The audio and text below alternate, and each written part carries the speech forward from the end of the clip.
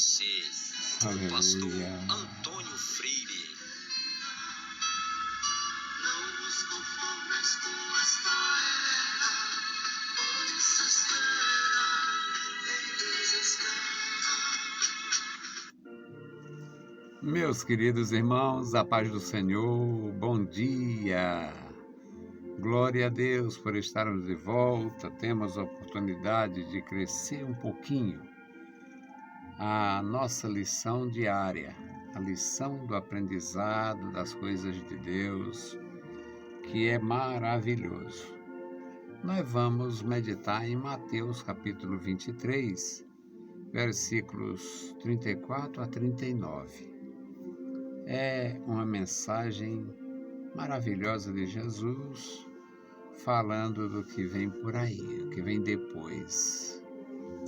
Mas não deixa de ser uma bênção para a igreja, pelo que o Senhor transmitiu. É muito seguro para nós, meus amados irmãos, nós que recebemos a graça para servir, é uma bênção a gente saber o que está fazendo, saber até onde vai, saber o que está dizendo, é uma maravilha. Eu me sinto muito feliz. Mateus capítulo 23, versículos 34 a 39, diz assim, o versículo 34, Eis que eu vos envio profetas, sábios e escribas. A uns deles matareis e crucificareis, e a outros deles açoitareis nas vossas sinagogas, e os perseguireis de cidade em cidade, para que sobre vós caia todo o sangue justo que foi derramado sobre a terra, desde o sangue de Abel até o sangue de Zacarias, filho de Beraquias, que mataste entre o santuário e o altar. Em verdade vos digo que todas estas coisas hão de vir sobre esta geração. Jerusalém, Jerusalém, que matas os profetas e apedrejas os que a ti são enviados. Quantas vezes quis eu ajuntar os teus filhos, como a galinha ajunta os seus pintos debaixo das suas asas, e tu não quiseste. Eis que a vossa casa vai ficar deserta. Porque eu vos digo que desde agora não me verei mais, até que digais, bendito o que vem, em nome do Senhor. Louvado seja o nosso Deus. Meus queridos irmãos, a vinda de nosso Senhor Jesus Cristo para cumprir as Escrituras era esperado e começaram a criar uma imagem do Messias, um Messias que resolvesse todos os problemas, um Messias que tirasse do páreo e de cena todos os adversários do povo de Deus, um Messias que, além de ser o cumprimento da promessa, fosse um super-homem, um Messias que pudesse representar numa só pessoa a sabedoria e a autoridade de Moisés, o poder de Elias, a força do Sansão, a unção do Davi e por aí. Eles queriam um Messias fabricado. Aí o Messias nasce. Não podia ser diferente, não deveria ser diferente. O Messias nasce como qualquer criança. As diferenças foram as provações maiores, que seus pais sofreram muito.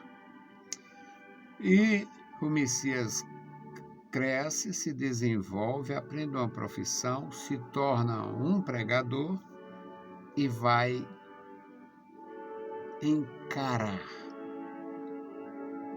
vai questionar, vai se posicionar, fazer frente a um movimento farisaico pesado. Tinha que dar nisto. Rejeição completa, condenação injusta, morte, para cumprir o propósito divino e não ficar nada a dever em relação ao que Deus prometeu. Então, uma maravilha, porque o Senhor Jesus fala sobre a natureza da igreja. Eis que eu vos envio profetas. Os nossos amados irmãos tradicionais sempre colocaram os profetas aqui e em outros lugares do Novo Testamento como sendo aqueles que pregam as profecias. Na verdade, o Senhor está falando de dom profético.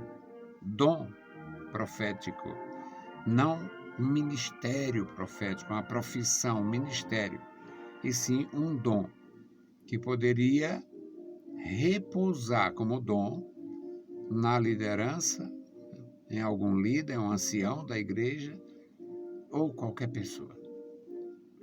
Eis que eu vos envio profetas sábios. Eu reconheço a sabedoria espiritual de muitos irmãos e irmãs, muitos. Claro que muitos parece que nem conhecem Jesus pela rudez, mas outros nem parecem ser tão limitados socialmente pela sabedoria. E o Senhor Jesus diz: eu vos envio profetas e sábios e escribas. Tem os profetas, que têm o dom profético, o dom de profetizar. Os sábios, aqueles que se destacam pela compreensão, a interpretação, o discernimento espiritual, interpretação das palavras do Senhor. E tem os escribas, aqueles que alimentam essas gerações da igreja desde os dias de Cristo até hoje, com os seus textos, com suas experiências.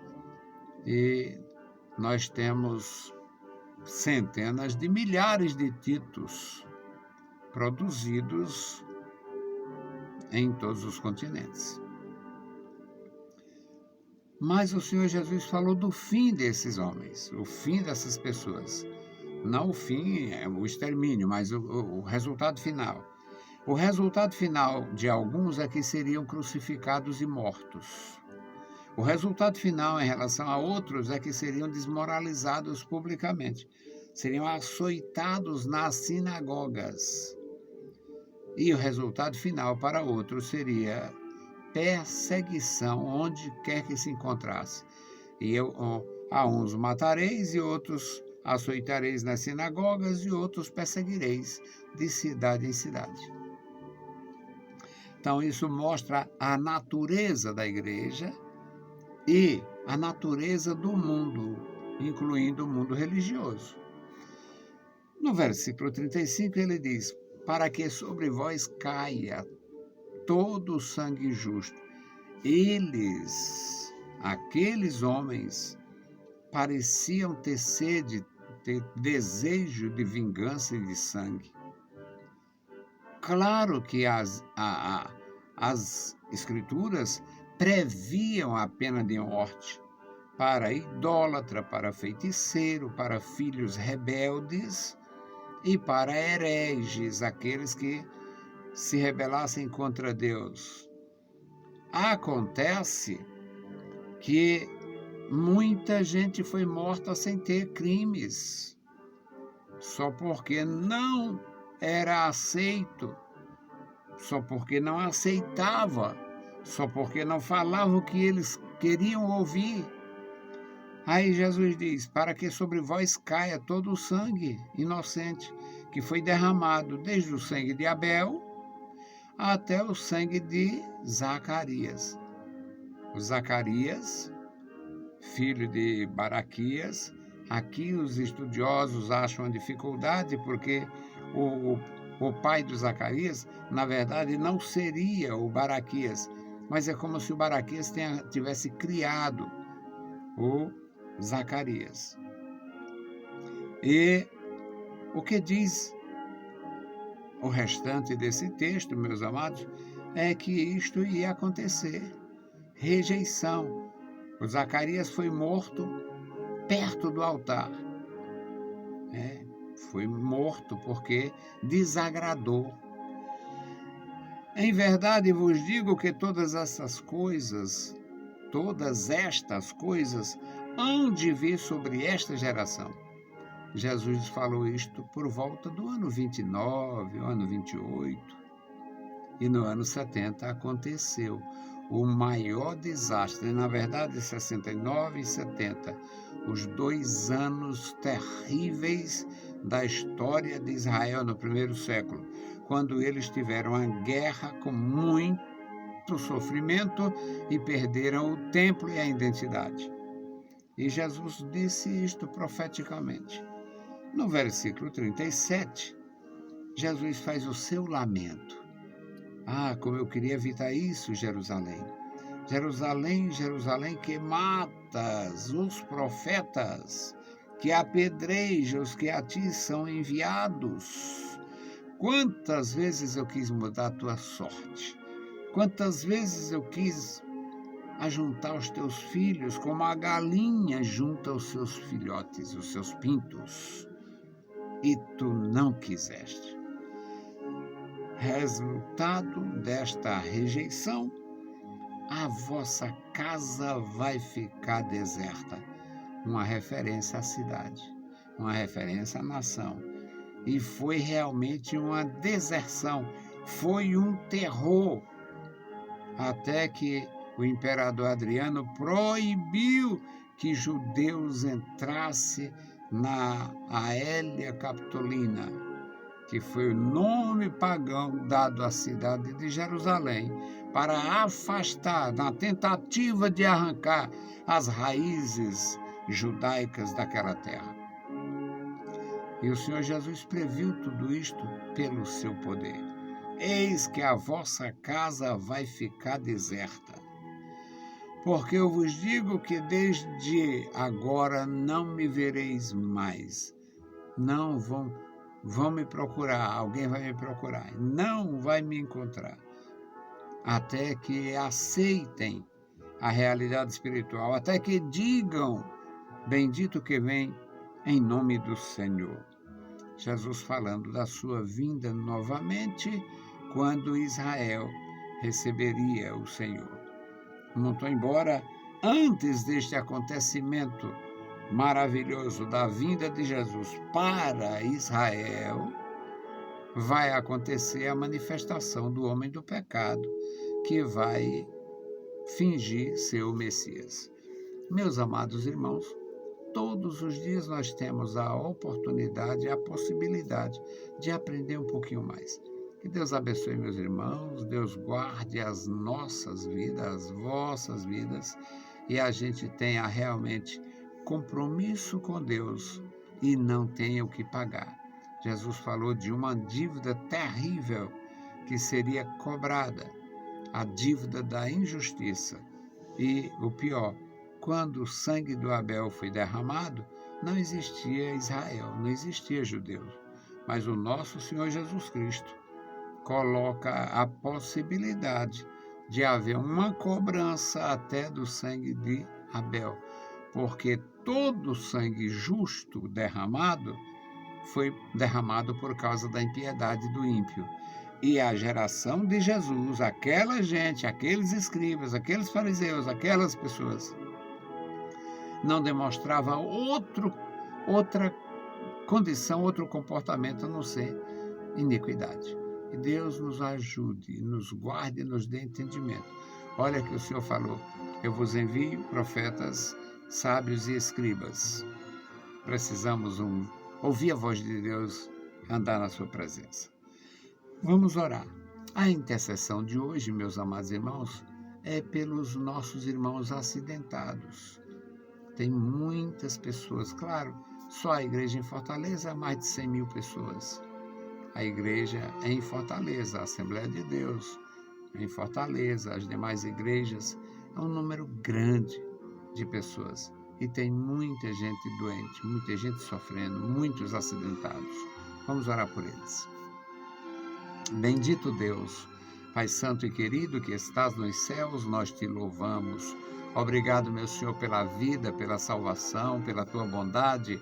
Obrigado pela comunhão, meu Senhor, pela plenitude da graça de nosso Senhor Jesus Cristo em nossos corações. Abençoa os meus irmãos, da graça, da vitória, sustenta cada um com a tua poderosa mão.